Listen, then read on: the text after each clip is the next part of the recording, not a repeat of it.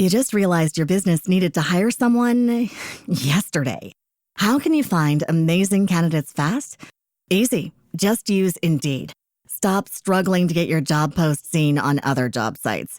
With Indeed sponsored jobs, your post jumps to the top of the page for your relevant candidates, so you can reach the people you want faster.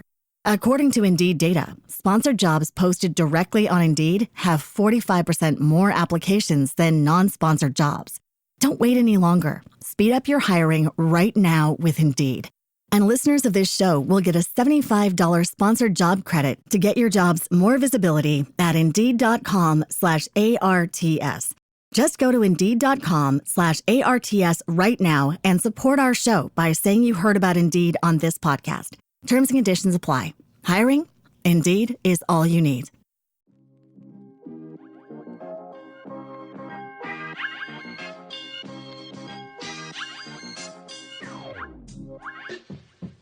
Welcome to A Pair of Bookends, the book club you can carry anywhere. I'm your host, Hannah MacDonald, and I'll be bookending the conversation with some of the most exciting voices from the bookish world. Today on the podcast, I'm delighted to be joined by Lotte Jeffs to discuss her debut novel, This Love, which was described by Grazia as One Day for a New Generation. It is a beautiful and tender book that reimagines what family can look like. It's a novel of friendship, queer identity, and love, and I cannot recommend it more. Author of This Love, Lotte Jeffs, is an award-winning writer and podcaster. She's worked as an editor for Elle and ES Magazine and has spent her career writing columns and profiles for the British press, most recently interviewing Lady Gaga for the March issue of Elle. Lotte has co-authored 3 books, including The Queer Parent, Everything You Need to Know from Gay to Z, My Magic Family, a children's picture book that represents the many versions a family can take, and out at the end of this month, her second non-fiction book with Stu Oakley, Do Ask, Do Tell, Queer Life, Love and Culture Laid Bare. Prior to writing her debut novel, This Love, Lotte wrote How to Be a Gentlewoman, The Art of Soft Power in Hard Times. Lotte also co-hosts the podcast From Gay to Z with Stu Oakley. Lotte has won the PPA Writer of the Year Award and the Great British Podcast Award. Her debut novel, This Love, is out now in paperback and published by Dialogue Books. And here to chat all about it, welcome Lotte to A Pair of Bookends. Thank you for that flawless intro. I loved it. Thank you for coming on the podcast. I was absolutely thrilled when I was writing your bio and looking at everything that you've done to see that you had interviewed the icon that is Cynthia Nixon. I never know who's your people say when they're like, I love that you interviewed. But so, yes, Cynthia Nixon was great. Yeah, I adore her. Hours and hours, actually. She was really nice to talk to. She's amazing. I grew up on Sex and the City, so I absolutely adore Miranda. I was thrilled by that. And also Dan Levy as well. Amazing. Okay, yeah, another interesting one. Yeah, he was good as well.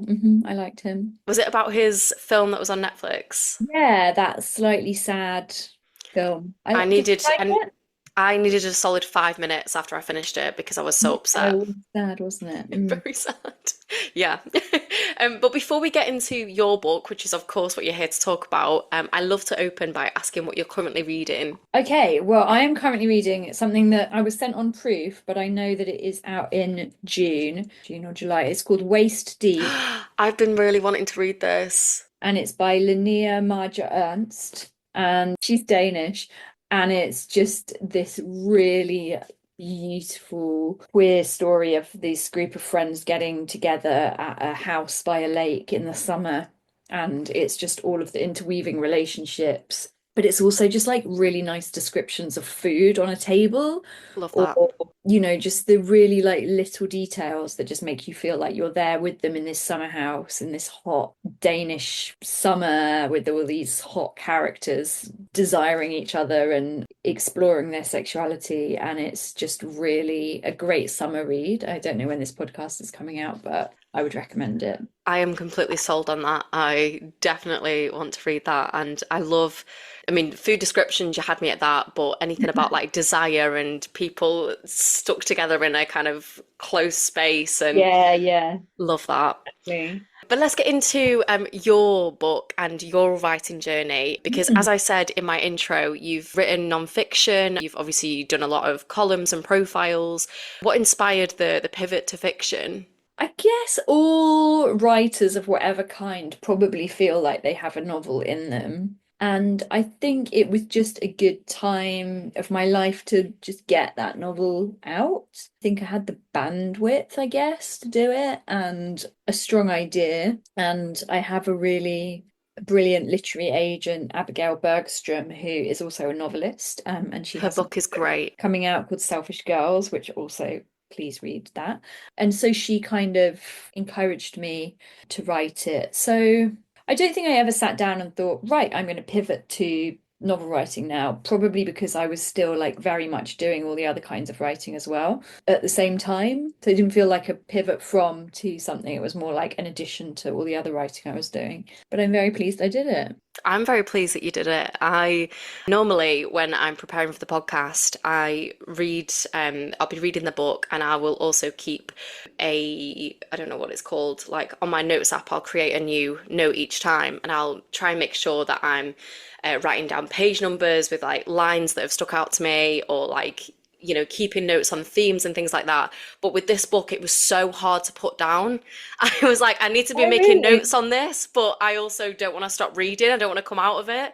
Oh, Um, that's so nice to hear. I mean, that is just, yeah, what you can only dream of hearing when you are in the weeds of writing something. well, it's such a beautiful book, and I absolutely adored May and Ari. I think they're so special. But before we deep dive into them and their friendship, I was wondering if you could tell the listeners what this love is about. Yes. Wow.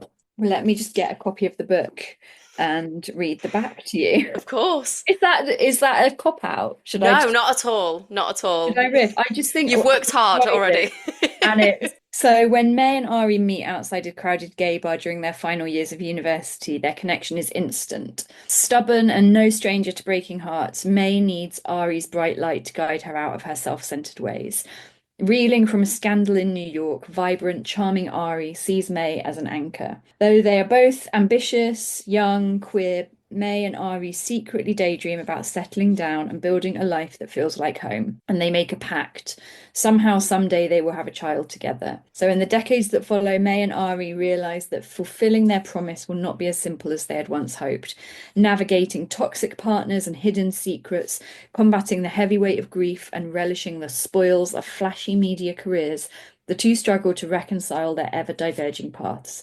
Although nothing goes quite to plan, May and Ari, alongside their dearest friends and lovers, eventually discover that the messy, devoted, tight-knit family they could build together might be better than anything they could have ever imagined. Perfect.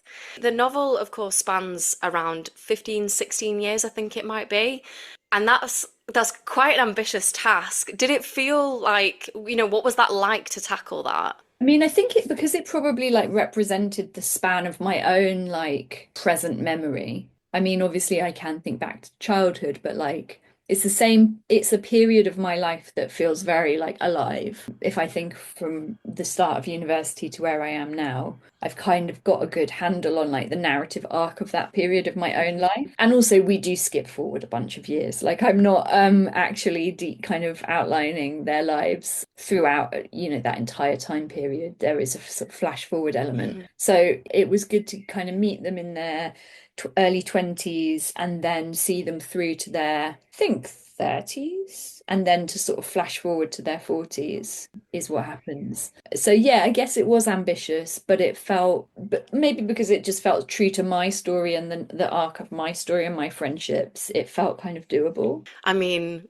I am in awe of anybody that can write over that period of time because people change so much, but you flesh out these characters so incredibly well. And I felt like by the end of the book, I really knew these people and I didn't want to let them go. So I've no idea how Oh, it must have felt for you. yeah, I kind of miss them. It's been a while. Yeah, I do miss them actually. I'm not surprised. I miss Yeah, them. it was fun, and there was a period of time when it was going to be a TV show, and so then I thought that that would be fun, but then that's as so many things like in that world has sort of fizzled out. But maybe that'll come back again, and I can get to know them again. That would be I'm fun. so mad that this isn't happening at the I moment. know, it's so hard. You get all excited about these things as a writer, and then like Yeah. just really have to literally not get excited about anything Of until it course. actually happens. Oh, Or it you would be such an incredible disappointed. adaptation, though. Yeah, I know. I would really love to do it. I mean, maybe I'll just write it as a Do script, it. send it off to people. No idea how to write a script, but I had no idea how to write a novel either, and that happened somehow or And other.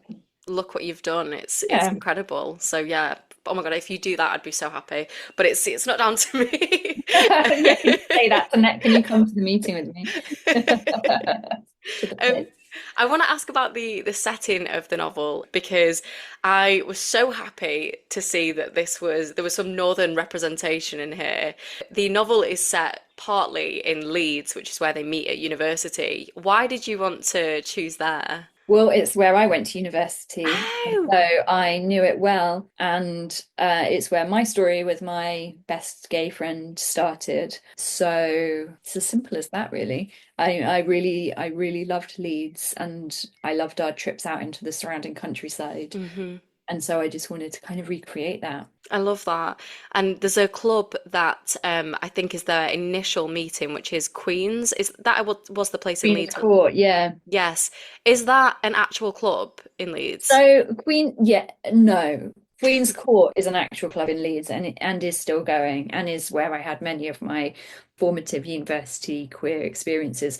But I made up this particular club, but I kind of based it on an amalgam of a few gay clubs that I used to go to in Leeds. Like there was one called Speed Queen, and then there was Queen's Court. There's a theme. Another one called Fibre. If anyone listening is of my generation, went to those clubs, hello. Five.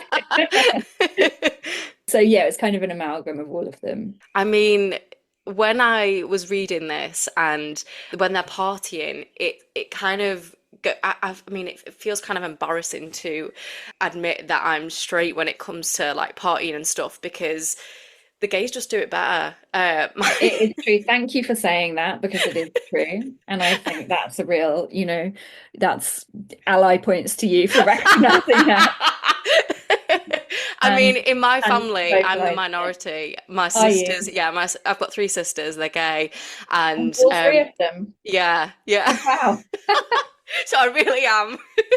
Oh my God, So they that's tell me so all the time funny. how embarrassing it is that I'm You're straight. straight, letting the side down. Honestly, that's what they tell me. Oh, and that's so funny. How interesting. I know. I would make an interesting magazine piece. Profile. Yeah. No, it's very funny and just, hearing about specifically one of my sister's nights out, it's just absolutely insane.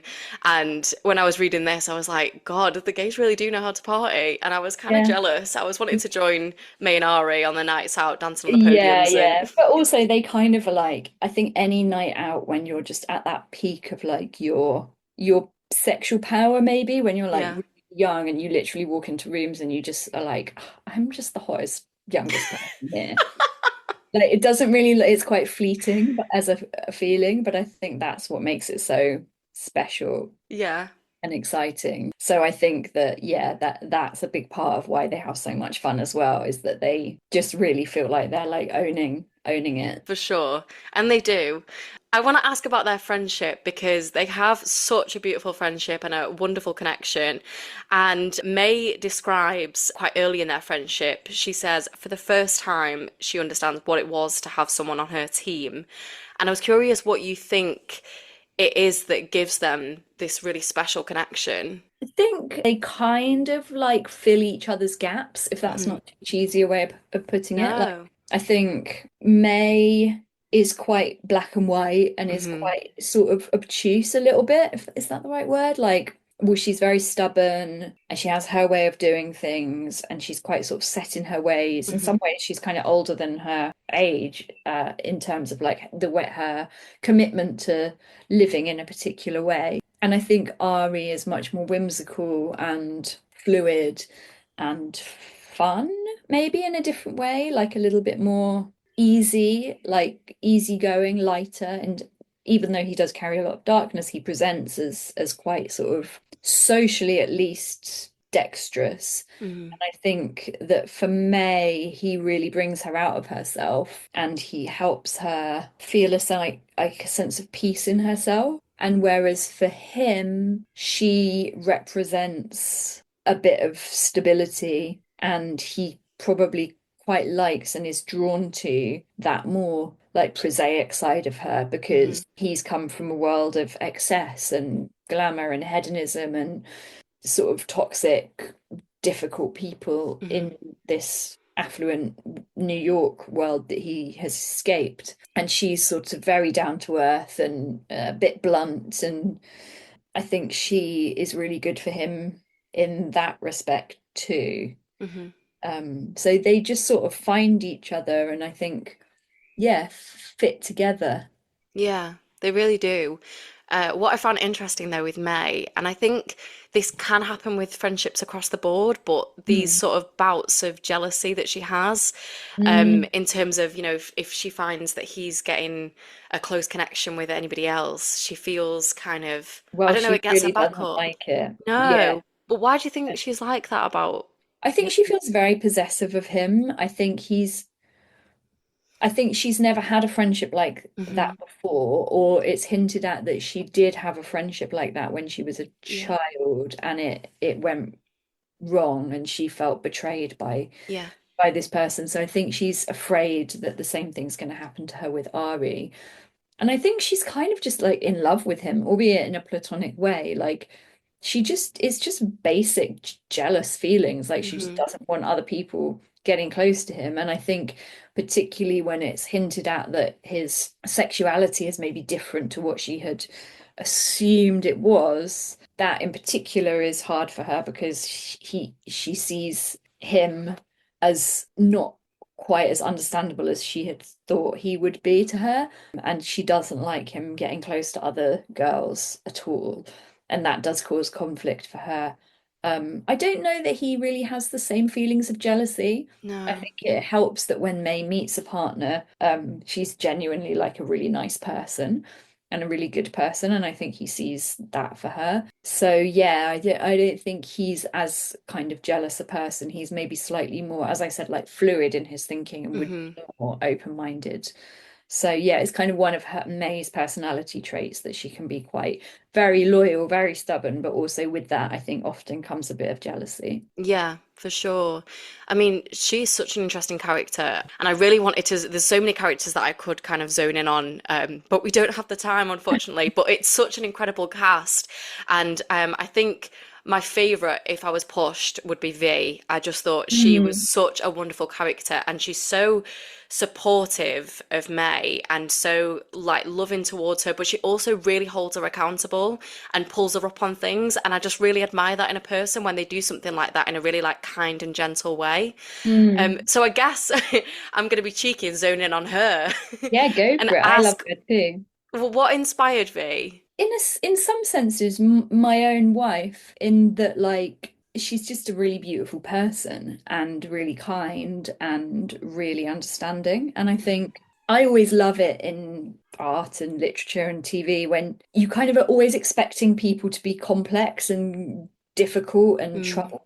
And whenever you meet a character that's like actually just really easygoing and Hmm. nice and kind and doesn't have an ulterior motive, particularly in fiction, I always find it like a real breath of fresh air. Mm. And I felt like not only for this story and for this character, but for queer representation Yeah. generally, I really just felt like, especially lesbians, like we just needed a few more like non-toxic, good, healthy, happy lesbian relationships in Hmm. culture because I think they're often a bit hard work somehow. That's So I just wanted to write a really straightforward, I would describe her as like self-actualized. Like hmm she's done the work, she's a bit older, she's in a good place, she's happy, she knows what she wants and she's mm. honest.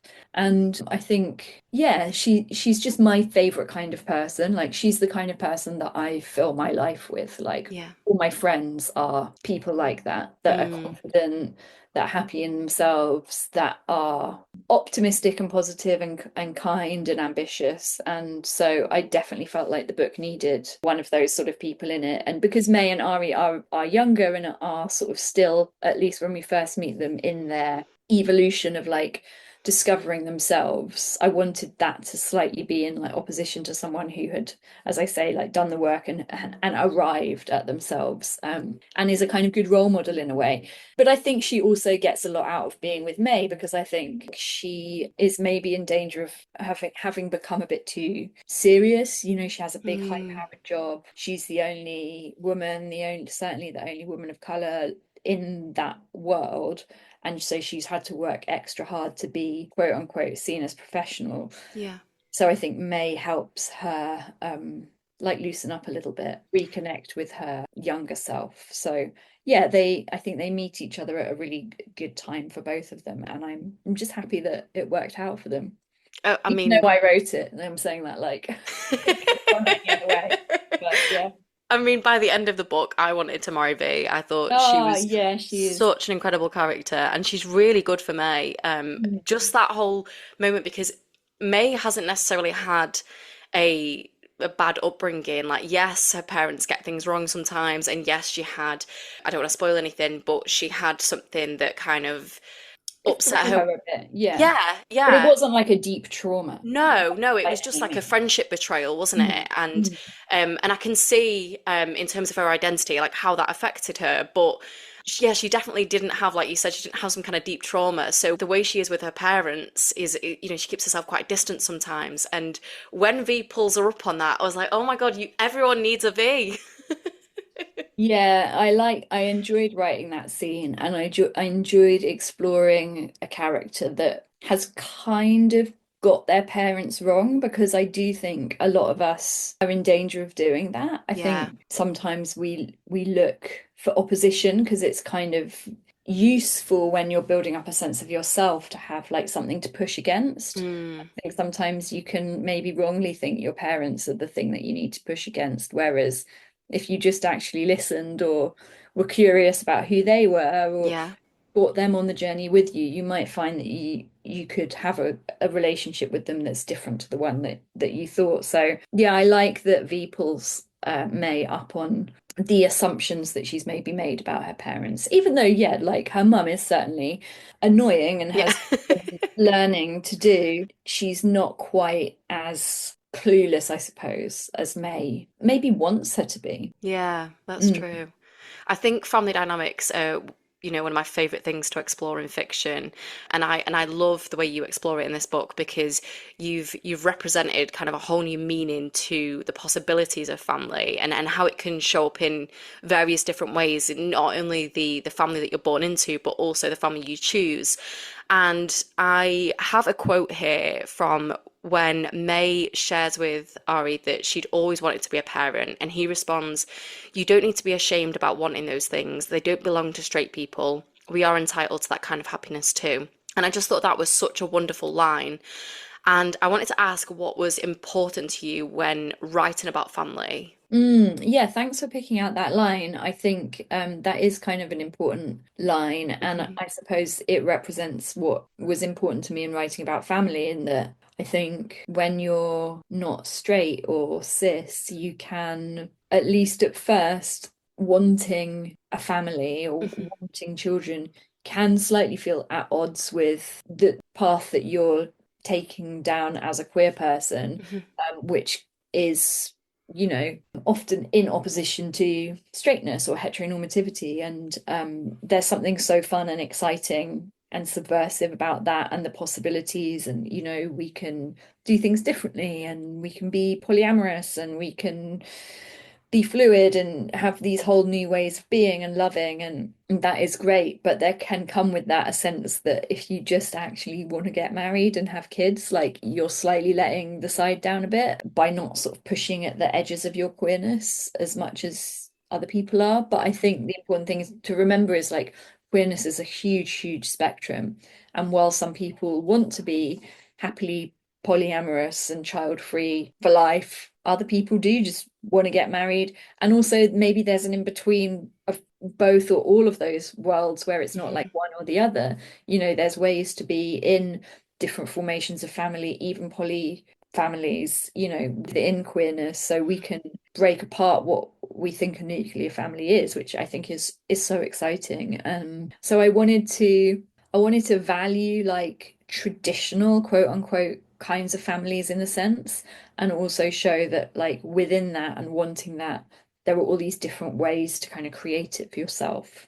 Yeah, for sure. And what I really loved as well is her want, May's want to have children is so strong and so powerful, and it really resonated with me. I'm thinking a lot about motherhood at the moment and the what I want, and I've Mm. always wanted children, and I'm the oldest of four girls, so um it's probably that I've kind On of you. been second mother, big And sister. the straight one, surely, like, I mean, it might not, it might be possible for your sisters as well, but it will certainly be cheaper for you to Yeah, this is true, potentially.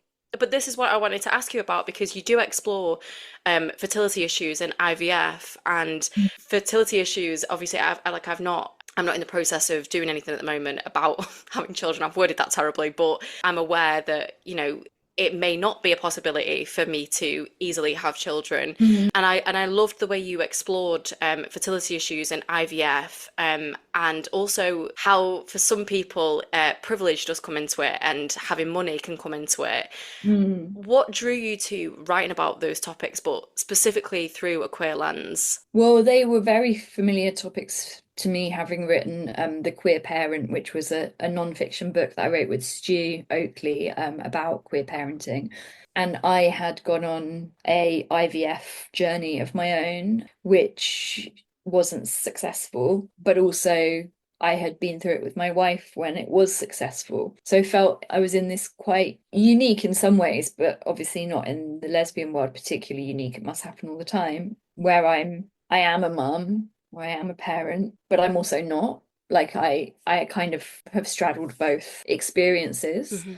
of becoming through my wife a parent and sort of experiencing the grief of it not working for myself. So it was certainly something that is like on my mind a lot and that I'm sort Hmm. of working through and thinking about and talking about more.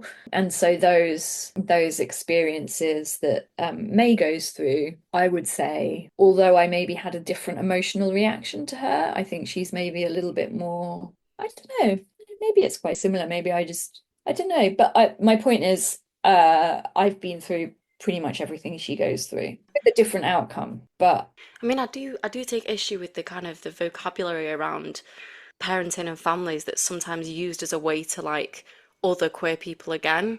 And I mean, I don't have a great way to articulate it, but I just really loved the way you explored it and put it into words in this book because it is such I don't know if binary way of thinking is the right way to describe it, but I think like you said, it's thought of in such a kind of heteronormative mm, sense, and that's not that's not the case. yeah, and I think it is important as well for hopefully people will pick up this book, in WH Smith's or wherever, and not necessarily be queer people and Yeah. reading it, and it might be the first time that they've encountered you know queer families or Hmm. people wanting to get pregnant, so it might hopefully be doing some work of informing and enlightening people as well and showing these different kinds of ways of being a family. Yeah, I've no doubt it will. One thing I did love in the book, I mean, I've said every single time I've mentioned something that I love this, so it's clear that I love the entire book, but Oh, you're so um, sweet, thank you. I loved how you represented queer people from all different backgrounds and ages, but I was particularly moved by the two brothers from the charity that May works for, which is Luke and Lewis, and they're both foster kids. They've grown up in this care system, Mm, and I think it's Luke, is at the early stages of exploring drag. And yeah. I hope that's not too much of a spoiler to mention that, is it? I don't think so. Okay. No, I don't think so. Okay, good. But where did Luke's story come from? I think probably I grew up in London and I was going to like LGBT youth groups from probably like the age of 16 because my best friend came out when he was I think 14, and I used to go along with him to this youth group in Hackney, and I just remember there being this young boy there who was experimenting with drag, and he must have been 13, 14, and it's always just sort of stayed in my memory, Mhm. this boy. And I just like the idea of twins where one is queer and one is like the archetype of a straight boy, and their friendship and their love for each other, I thought could be really nice to explore. Another one of my gay best friends, who I dedicate this book to my three gay male friends, and one of them, Sam, is a twin, Mhm. and he's incredibly over the top, let's say, as a gay man. Not in a camp, in a very unique way, but his brother is very, very straight, and they're twins. And so maybe that inspired it as well in some respects. And then the straight boy, Lewis, is kind of based on my own nephew. I don't think he knows that, but Oh, no. I love that. I know, I love how supportive he is of his brother because you just don't know how that kind of dynamic is going to work out. I mean, especially in the care system, and if they're from a working class Hmm. background, you just don't know how safe a young queer person is going to feel. So it was really beautiful to see their bond, Yeah. and yeah, it really was. I want to ask you about, because in the book, when May takes V home and shows her her childhood bedroom, she's showing her posters that she has on the walls, and she's, telling her about the kind of culture that she was consuming when she was a young queer person, kind of exploring that Mhm. part of her identity. And she says, "Can you picture me here, crying into my crystals about my unrequited crush, mood ring a persistent blue, listening to Texas and reading The Well of Loneliness." Yeah. I It's so mean, good. that was probably me. Yeah, that was, yeah. I I love mean, that. I I did was do all of those things, maybe not at the same time, but yeah. I was going to ask you what the kind of culture that you were consuming as a young queer Yeah, it person, was but if it that. was all that. It was probably that. And then plus like, yeah, Texas, Natalie Imbruglia. I mean, not that she's gay, but this is just the music. Yeah, the Baz Luhrmann, Romeo and Juliet, Leonardo DiCaprio. So good. What else? Yeah, reading Sarah Waters' books, Well of Loneliness, Oranges Are Not the Only Fruit, Jeanette Winterson. Yeah, there wasn't much really on TV or film. Like, No. yeah, there just wasn't really much around. You just whatever you could get. Oh my God, there's a lesbian in it. We've got to watch it. And then Ellen, I guess, was the big one Yeah, yeah, that's fair. as her sitcom. Yeah. I was quite baffled because I've not read The Well of Loneliness. Oh, don't bother. It's so Oh, miserable. is it? It's just, I mean, the title says it all, quite honestly. That's true, yeah. But it was Um, banned, wasn't it? yeah, it was, but I mean, it's interesting from a gender perspective, but like, it doesn't end well. Oh no. You're It's not selling this to me. not full of queer joy, put it that way. Okay, that And makes maybe sense. it is Okay. important in the canon, but yeah, there were a lot of sad lesbian tales growing up. I mean, I've spoken a lot to my friend Emma Hines, who's an author. We've spoken a lot about the queer books that are out there, and we often talk about the sort of bury your gay trope that, Right. is a massive issue. But with Emma, Emma kills all of her characters, so Regardless, it doesn't matter who what you you are. say. I, she wrote a play once, and she's going to kill me for telling this story again, but she wrote a play once, and I'm an actor, so I was in her play, and that's how we met. And she decided to give my character the plague and then stone her to death. So, Oh yeah, my God. yeah, so she Gosh. doesn't give a fuck. Anything goes. Maybe she's power tripping off it. I'm sure. I mean, Maybe. I've just started studying psychotherapy, so we could get into that. She could be Oh my God, I my would love to muse. know. That would be amazing. I do want to ask you my last question about the book, which is about Ari being a poet. And the poems as Mm, Ari were written by Thomas Stewart. I think that's the right name. Um, yes, well done. Yes, that is could right. you tell us about working with Thomas on creating that part Mm. of Ari's identity? Yeah, that was actually a really fun part of writing this book. And also, I'm kind of proud of myself for not thinking that I could write poetry, because I think maybe some other authors might think that they would be good at it. Um, so like I'm proud of my own like a wet self-awareness of my Hmm. own like limitations to know that I just shouldn't try. So I have a friend who has a queer poetry zine called 14 Poems, and I asked him to put me in touch with some queer poets who might be interested in this kind of strange idea. And I got in touch with Thomas, and I was like, look, this is this character. I think I sent him a playlist. I sent him a few chapters. I like described him. I described him visually, and I was like, he's a poet, and also like he's a young poet, and then he gets a bit better like over the course of the book. And like these are the, well, I didn't even need to tell him like the images that I was interested in because he could get them from the book. And I also told him that the poet Adrian Rich was somebody that I was influenced by, and I used some of her poetry in the as my quote at the start of the book, and also it's one of the poems that May and Ari read together at university. So he kind of had Adrian Rich in his head, and yeah, we just went back and forth. He just sent me like I think it was 3 different poems for like 3 different stages of Ari's life, and it was just a really lovely creative collaboration to to see how he interpreted this poet. And I think he would say it was kind of fun for him as well to like write as someone, almost like ghostwriting, but from a fictional character. And I think he related to the story as well. He'd had a similar friendship with a girl at university that he was really close to, and he's a gay poet. And yeah, I think he felt like the story spoke to him. So yeah, it was really nice, and nice to, obviously I paid him, nice for him to get work, and nice to support and pay poets basically. So Absolutely. I yeah, mean, the poems are wonderful. They're beautiful. they're nice, aren't they? And actually I really enjoyed like listening to them in when I listened to the audiobook as well. So that was a nice surprise. I never thought of that. That would be so nice to hear them out Yeah. loud. Yeah. There is also a moment in the book, and this is Ari speaking, but it's not referring to his own poem. And I'm not going to say the context of when he says this because I don't want to give anything away. But when he says, "This is the place and I am here," at a very specific point in the book, and he just Yeah. whispers it. Oh my God, Leslie, it absolutely floored Oh, me. I was unwell. oh, that's so sweet. Yeah, I guess that is a sweet moment. Yeah, It's in the context of beautiful. when it's said, and it's kind of a callback to an earlier poem that they Hmm. read together. So yeah, sweet. It's beautiful.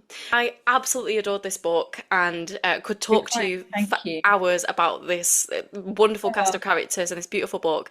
But you are a very busy person, so I'm not going to keep you. oh, thank Before you. before I let you go, I do like to finish by asking for a recommendation. So, what would you like to recommend? I'm going to be awful and recommend my own book. I love this. But it's my new non-fiction book, and it's called Do Ask, Do Tell: Queer Life, Love and Culture Laid Bare. And I wrote it with Stu Oakley, and it is a romp through queerness today. So it's me and Stu recognizing the limits of our own queer experience and life, and that there's a whole world out there that we could even begin to understand, and lived experiences that are so vastly different from our own. So we are getting out, and we're meeting people, and we're having experiences, and it's taken us everywhere from churches to nightclubs to sex parties to saunas to old people's homes. Where else have we been? Oh, I mean, I feel like I've been on a wild adventure with this book, and I feel so changed by it as a person. And I hope that in reading it, it will change people who read it too. And I think that we need it now more than ever, Mhm. because even within our own community at the moment, specifically around trans rights, Yeah. there is such a divide. Mhm. And I think that a lack of understanding is really behind that. And I think that we need to be supporting our trans siblings within the queer community. And I think that getting out of our own gay comfort zones and trying to understand what trans people are actually experiencing and Mhm. who they are. So many of my gay friends don't know any trans people because they're gay men who are just friends with other gay men and Right. me. So, this is kind of a rallying cry for Mhm. everyone to just make a bit more of an effort to engage in cultures, and with people outside of their own little silos of community. Because I think the gay community can be quite cliquey, Mm. whether you're a bear or a lesbian mum or you know, twink or whatever. Like, we like to have these little containable pockets of Mm-mm. our own queerness, and I don't think it's doing us any favors. So I think this is an important book, but it's also a fun read, and it's interesting and insightful and funny and sexy, and weird. I So can't wait to read this. It read sounds it. so Yeah, I'll good. send you a copy. Stop. I'm so excited to read it. Well, thank you so much, Lottie. It's been so lovely Thank to you. chat to It's you. been a real pleasure to talk about this book. It's been a while since I've spoken about it, so it's nice to bring the world back to life. Well, it is absolutely wonderful, and I want everybody that's listening to grab themselves a copy if you've not already read it. I'll pop a link in the show notes to grab yourselves a copy and to grab Lottie's new book, which you've just heard her speak about wonderfully. Where can the listeners find you online? I'm only on Instagram actually at Lotte Jeffs. Amazing. So find me there. Amazing. And if you enjoyed this episode, please don't forget to rate, review, and subscribe. You can follow us at A Pair of Bookends Pod on Instagram and at A Pair of Bookends on Twitter and TikTok. That is all we've got time for. So thank you once again, Lottie. And thank you, listeners, for listening. Goodbye. Thank you. Bye.